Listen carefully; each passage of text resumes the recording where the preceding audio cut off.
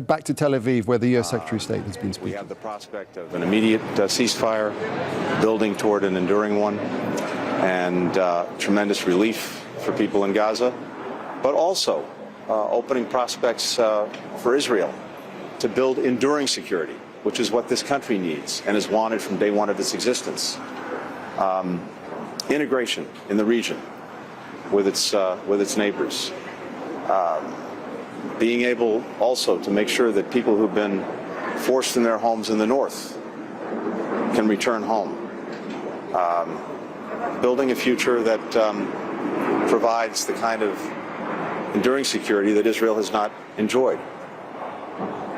This proposal and moving forward on it is the first step also down that path and in that direction. So we want to see it come to fruition. I met with Prime Minister Netanyahu last night, and he reaffirmed his commitment to the proposal. I also had an opportunity to speak to Defence Minister Gallant and other senior Israelis this morning. And I think there is a strong consensus, again, behind moving forward with the proposal.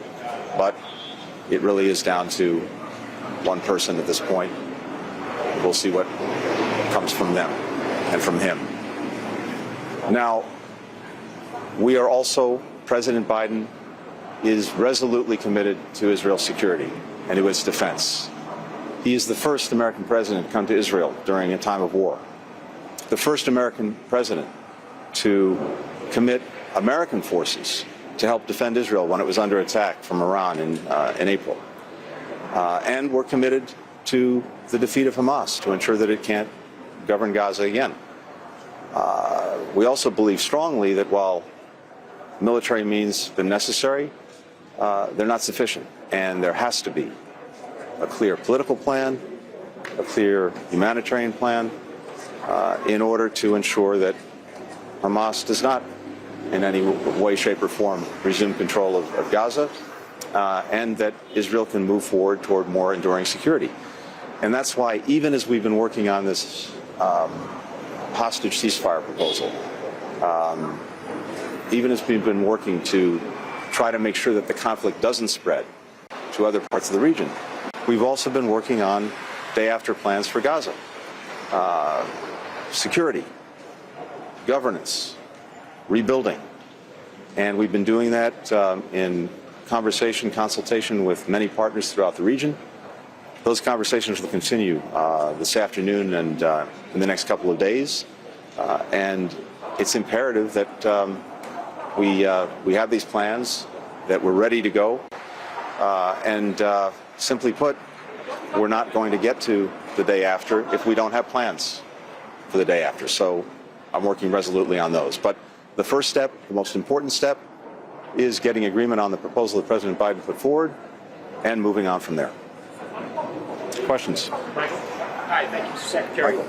So just to follow up on what you said about your meeting with the Prime Minister, did you get an explicit assurance that he would, if Hamas accepts the proposal that's on the table, that the deal is done, that he reciprocally or he continues his support for it, that will clinch things? Yes. And can you just tell us, related to that, how do you reconcile what seems to be a difference between the Hamas position that there has to be an Israeli assurance of a permanent ceasefire as part of this process in phase 2, I guess, and the Prime Minister's statement that talk of a permanent ceasefire is a total non-starter? That seems like an irreconcilable difference. How do you see that being solved? Well, first, what the proposal does is it brings an immediate ceasefire.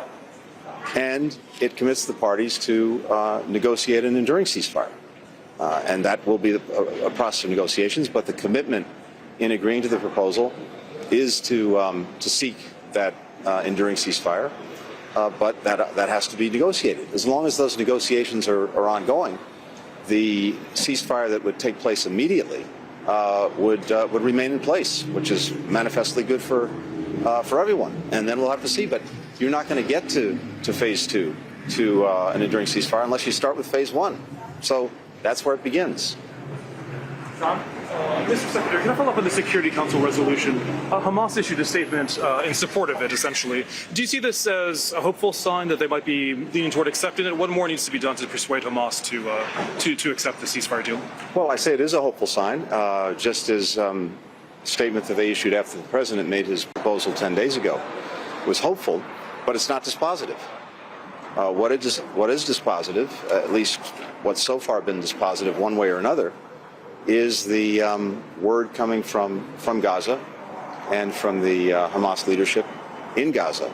That's what counts, and that's what we don't have yet. And that's why I say we're waiting to see. Everyone has said yes, except for Hamas. And if Hamas doesn't say yes, then this is clearly on them. On them in terms of a vote to continue the war, not end it. On them in terms of the safety, the well-being of hundreds of thousands, millions of Palestinian women, children, and men in Gaza. On them in terms of the safety, stability, security of Israel as well, the region as a whole, because the longer this goes on, the more chance there is, again, for the conflict to spread, for us to see problems evolve in other places. We've been working every single day to prevent that from happening. So far we have, but again, the longer this goes on, the greater the risk. So, again, I want to come back to the Security Council resolution. I don't think the world could be more clear about what country after country in this region and beyond are looking for, and that is saying yes to the proposal. We await the answer from Hamas, and that will speak volumes about what they want, what they're looking for, who they're looking after. Are they looking after one guy who may be, for now, safe, buried, I don't know, 10 stories underground somewhere in Gaza, while the people that he purports to represent continue to suffer in a crossfire of his own making? Or will he do what's necessary to actually move this to a better place, to help end the suffering of people, to help bring real security to Israelis and Palestinians alike? We'll see. Are there others who have influence on Hamas? I think there are those who have influence, but influence is one thing. Actually getting a decision made is another thing. I don't think anyone other than the Hamas leadership in Gaza actually are the ones who can make decisions. That's what we're waiting on. Thank you. Thanks. That's the US Secretary of State Antony Blinken talking to press in Tel Aviv on his tour of the region. He's heading off to the Jordanian capital of Amman later, from where we can speak to Imran Khan, our correspondent, who's been listening in. Imran, what I thought was interesting there, he was saying that we await the answer from Hamas on the ceasefire proposal, but we've already heard from Hamas, who've told Reuters that the group accepts the UN ceasefire resolution. They're ready to negotiate over the details. Is that a discrepancy?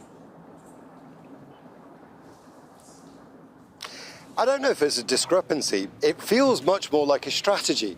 What the Secretary of State is doing is trying to deflect from Israel being the partner that perhaps isn't ready to fully commit to the three-phase ceasefire and putting the onus on Hamas. That might be a result of the conversations he's had with Gallant, with the Prime Minister Benjamin Netanyahu, with others in Israel who are saying, you can't keep pressuring us like this. It's Hamas. You need to focus on Hamas. So it might well be a strategy rather than a discrepancy. Like you say, Hamas have actually welcomed this resolution. They want to send negotiators. That's a bigger step than they've taken so far. But what was interesting as well was the fact that Antony Blinken referenced Yahya Sinwar. Didn't call him by name, but he said there's one guy in maybe 10 floors down in a tunnel in Gaza. He is saying that that is the man that is making the decisions for Hamas. It's not the Hamas leadership in Doha that they're negotiating with. He perhaps understands this now much better than he did maybe even in the immediate aftermath of October 7th. So it's interesting that the Americans are now kind of referencing the leadership in Gaza, who are under fire, who Prime Minister Benjamin Netanyahu has been absolutely clear about. He wants their complete destruction, both politically and militarily. So I think it feels like lots of pundits are going to be saying this, I think, in Israeli media, that there is some sort of agreement between the US and Israel to put their onus on Hamas to try and deflect criticism of Israel. All right, Imran, we'll leave it there for the moment. There are going to be more developments on this, one feels, as the day goes on. Thanks very much indeed. Make sure to subscribe to our channel to get the latest news from Al Jazeera.